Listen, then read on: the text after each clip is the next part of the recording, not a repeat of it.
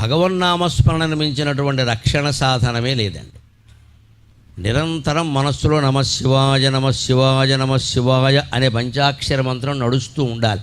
దీనికి ఎవరో గురువు గారు ఉపదేశం చేయాలి, చంద్రగ్రహణం రావాలి, సూర్యగ్రహణం రావాలి, ఈ చేదస్తాలన్నీ పక్కనట్టండి.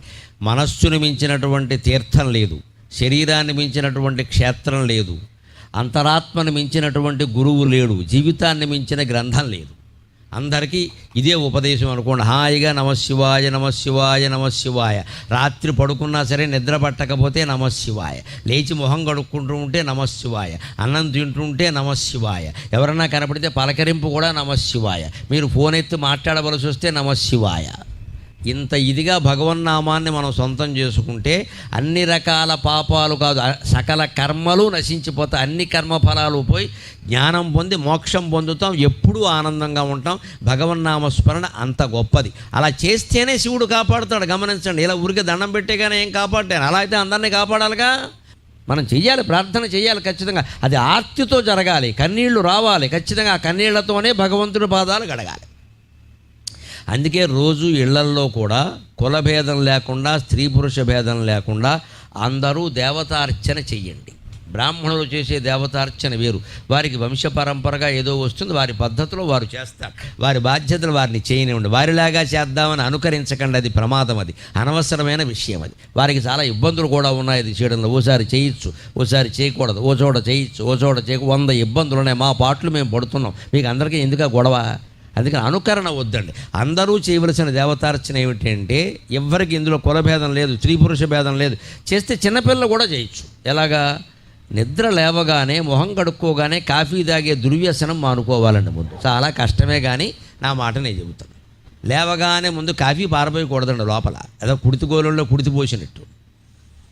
మొహం కడుక్కోగానే చేయవలసిన పని స్నానం చేయాలి. వెంటనే 6 గంటల లోపు స్నానం అయిపోవాలండి ఖచ్చితంగా. 6 గంటల లోపు చేసిన స్నానాన్ని దేవతా స్నానం అంట.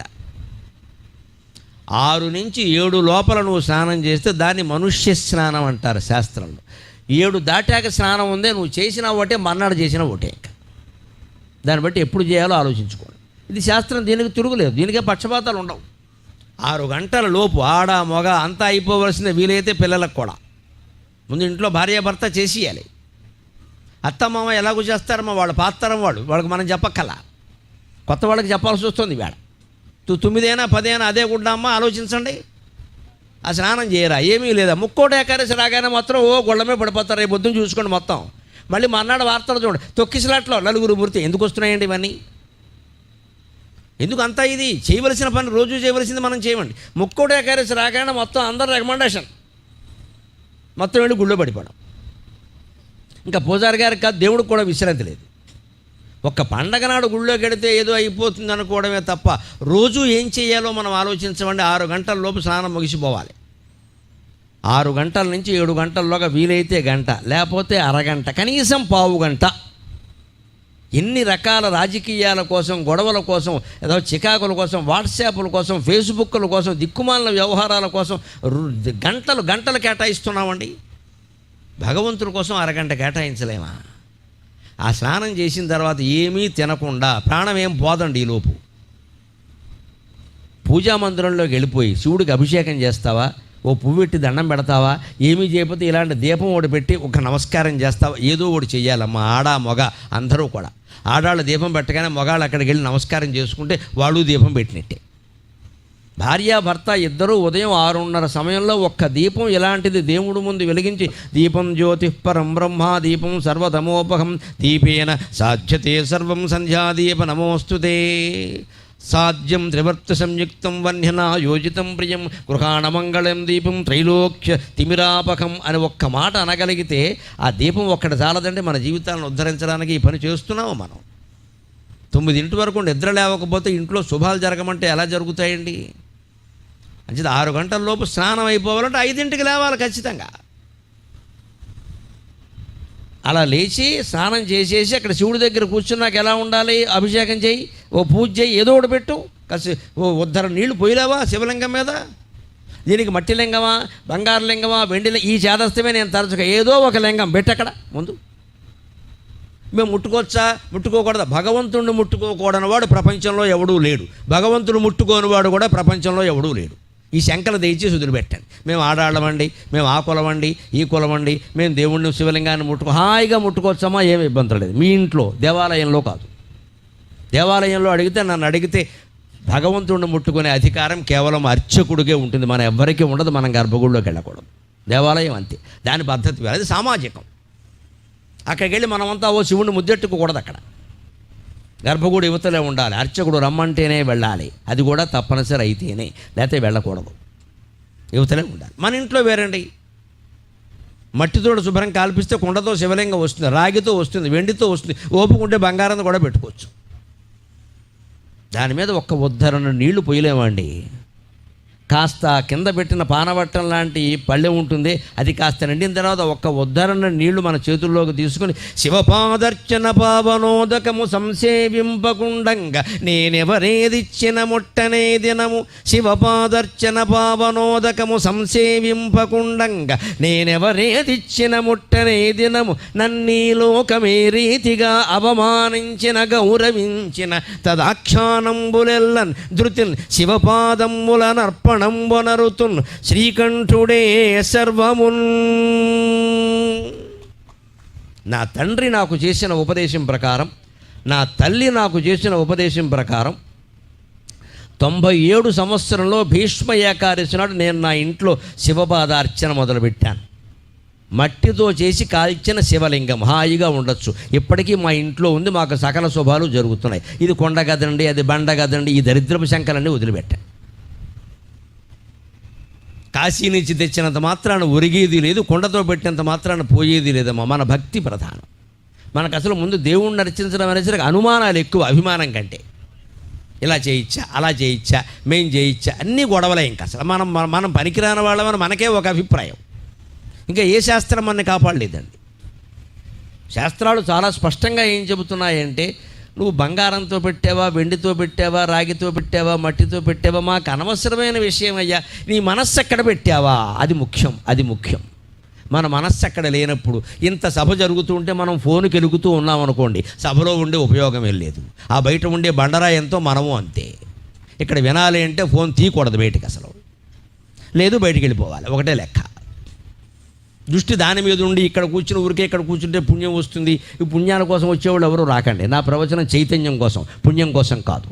మీ కాళ్ళ మీద మీరు నిలబడ్డానికి నా ప్రవచనం, కానీ నా కాళ్ళ మీద పడ్డం కోసం కాదండి. మీ కాళ్ళ మీద మీరు నిలబడాలి. మళ్ళీ ఏ సమస్య లేనంత ధైర్యాన్ని మాకు ఇచ్చారండి అని ఇక్కడ వాళ్ళు నాకు చెప్పాలి, ఇక్కడ వాళ్ళు నాకు చెప్పాలి. అది నాకు మనశ్శాంతి. పూర్తి దృష్టి దాని మీద ఉండాలి, భగవంతుని మీద ఉండాలి, అంతే లెక్క. అలా ఉంటే ఎలా ఉంటుంది? ఆ 97 భీష్మ ఏకాదశి నాడు నేను ఆర్థికమైన ఇబ్బందుల్లో ఉన్నప్పుడు దేవతార్చన చేద్దామన్న తల్లిదండ్రుల ఉపదేశం ప్రకారమే మొదలుపెట్టా. ఆ రోజు నుంచి ఈ రోజు వరకు మళ్ళీ నాకు ఆర్థికమైన కానీ మానసికమైన కానీ ఇబ్బందులు నాకు తెలియవండి. పరమేశ్వరుడు దయ వల్ల. గర్వంతో చెప్పలేదు, మీకు నమ్మకం కలగడం కోసం చెబుతున్నా, మీకు నమ్మకం కలగడం కోసం చెబుతున్నా. పరమేశ్వరుణ్ణి ఆశ్రయించండి, పక్కింటి వాడిని పైవాడిని ఆశ్రయించకండి. ఆయన మొత్తం అంతటా వ్యాపించినటువంటి శక్తి. ఆ బాధ ఏదో ఆయనకే చెబుదామమ్మా, బంధువులకి మిత్రులకి చెప్పుకుంటూ ఏముంటుందండి. ఇంకాస్త ప్రచారం చేస్తారు, వాడు అప్పులు బాలయ్యట, ఎందుకు అవడో చేయడు, చేయకుండా పనులన్నీ చేశాడు. ఈ సాగతే దేనికి వచ్చిన గొడవ ఇది? మన ఆర్థిక బాధలు సహా, మానసిక బాధలు సహా బంధువులకు కానీ మిత్రులకు కానీ ఎవ్వరికి చెప్పొద్దండి. చెప్పవలసింది భగవంతుడు ఒక్కడికే.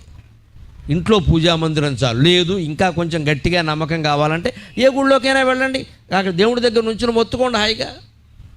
24 గంటల్లో సమాధానం దొరుకుతుందంటే నేను అనుభవించి చెబుతున్నా. ఆ వేళ నాకు అనిపించింది, ఈ శివపాదాలకు అభిషేకం చేసి శివలింగానికి ఆ ఉద్ధరణ నీళ్లు ఇలా తీసుకుని ఇలా నోట్లో స్వీకరిస్తూ ఉంటే ఆచమనం చేసినట్టుగా శివపాదర్చన పావనోదకము సంసేవింపకుండంగా నేనెవరేదిచ్చిన ముట్టనే దినము. ఆ రోజు నుంచి ఈ రోజు వరకు పొద్దున్న ఆ భగవత్పాదోదకము సేవించకుండా నేను కాఫీ కూడా తాగను, నేను టిఫిన్ కూడా తినను. 8:30కి నా అల్పాహారం కానీ కాఫీ కానీ. ఈలోపు దేవుడి పూజ వ్యవహారాలు అయిపోవలసిందే. రాత్రి ఎప్పుడో 8:30కి నేను 4 పళ్ళు, అరటిపళ్ళు, ఒక దానిమ్మ పండు తినిపోయి. ఇప్పుడు 2 గంటలు మాట్లాడినా రాత్రి నేను తినేది కేవలం పళ్ళే, ఇంకేం ఉండదండి. 11 ఏళ్ళు అయింది నేను రాత్రి అన్నం తినడం, ఫలహారం కూడా మానేసి కేవలం ఫలాహారం. ఓ చిన్న అరటిపళ్ళు, గుళ్ళో ఉండే అరటిపళ్ళు 4 అరటిపళ్ళు, లేదా ఓ దానిమ్మ పండు, లేదా ఓ యాపిల్ పండు, ఏదో అంతే తిని పడుకోవడమే. బాగానే ఉన్నామండి, ఆరోగ్యంగానే ఉన్నాం, బ్రహ్మాండంగా పద్యాలు పడుతున్నాం.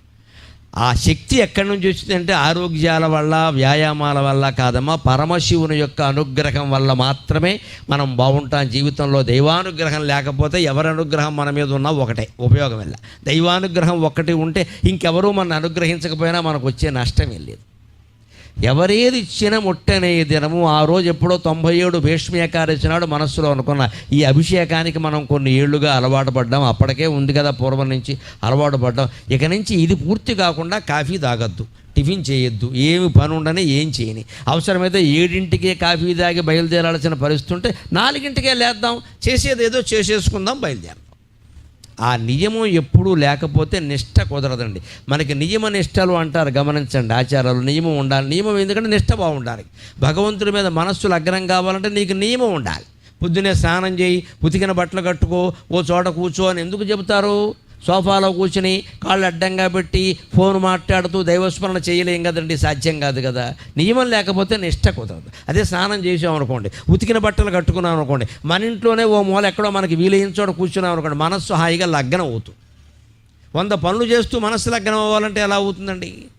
అప్పుడు ఎంత ధైర్యం వస్తుందంటే, ఎవరేది ఇచ్చిన ముట్టనే దినము నన్నీ లోకం ఏ రీతిగా అవమానించిన గౌరవించిన తదాఖ్యానంబులెల్లన్ శివపాదముల నర్పణం వనరుతున్. ఎవరు నన్ను అవమానించినా సరే, గౌరవించినా సరే, శివార్పణం శివార్పణం శివార్పణం. మీరు ఇందాక దండ వేశారు, శివార్పణం. ఎవడికో మన ప్రవచనం నచ్చలేదు, చెప్పావులేవయ్యా అన్నాడు, శివార్పణం. వాడి సంగతి శివుడు చూసుకుంటాడు, నాకు అనవసరం. దండ వేసిన సంగతి వాడి సంగతి చూసుకుంటాడు, దండించిన వాడి సంగతి చూసుకుంటాడు. రెండూ మనవి కావు, మన కర్తవ్యం మనం చేస్తున్నాం అంతే లెక్క అనుకుంటే శ్రీకంఠుడే సర్వమున్.